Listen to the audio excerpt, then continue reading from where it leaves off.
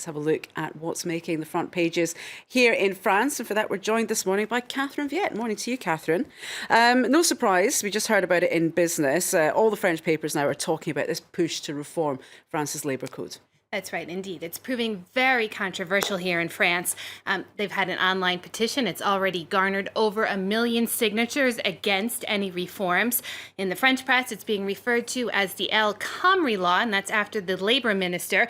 Now, the French government says they need this law because it will make France more competitive and it'll help tackle record unemployment. The front page of Overhaul of French talks about countries who've dared to reform already, Italy, Spain, the UK. And then they say, but here in France, it's hit a wall, and the unions, as I mentioned, are calling for demonstrations against it. And the paper goes on to explain that at first glance, the numbers seem to agree with France's neighbors since growth resumed and unemployment declined. But the paper cautioned that all is not rosy and, quote, in Spain, the jobs created are insecure, and Italy, youth employment is not declining. And these are the very same young people that this reform is supposed to help, as proposed by the government here in France. Now, you mentioned there, Catherine, that unions have been calling for protests and demonstrations. Yeah, they say that this is going to strip workers' rights. You know, here in France, they're very concerned about workers' protections, and they are concerned that it's going to make it too easy to fire employees now. There's a cartoon Aujourd'hui in France has.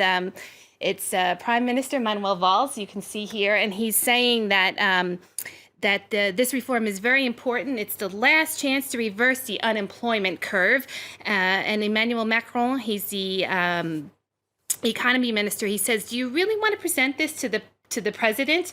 And Valls says, shut up. Okay. Well, on the same theme, Liberace has much to say on this paper, doesn't it? Right, we take a look at their front page, and Liberace asks, what are others doing? So once again, looking to compare to Spain and Italy, and many other countries have already taken this reform path. But it goes on to say that the measures implemented, especially now in the Mediterranean countries where the crisis has been stronger, unemployment has been higher than here, have led to sort of uneven results. And they have a rather scathing editorial. It says that MEDEF, which is the body here that represents French companies, says that MEDEF is either mistaken or lying to us, and says that no, the reform of the labor market is not going to be the be-all, end-all that will cure unemployment alone. It's growth first that determines the number of jobs, and the need for flexibility does play into that, and it's often a difficult role to measure.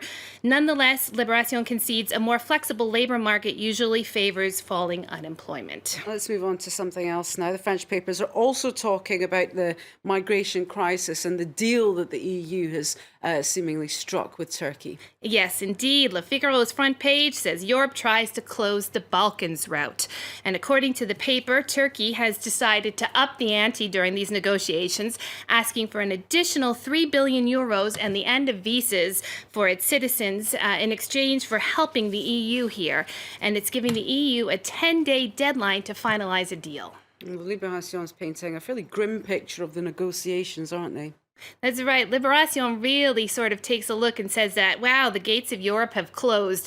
And it predicts that in this scenario, Greece is going to become a refugee camp, and that Germany has finally lost its battle for the EU to be more welcoming to these arrivals. Says that now, the EU is putting all its eggs in Turkey's basket and relying on Turkey to absorb the flow. And if we stay with this theme, Parisien has a report on the plight of the refugees.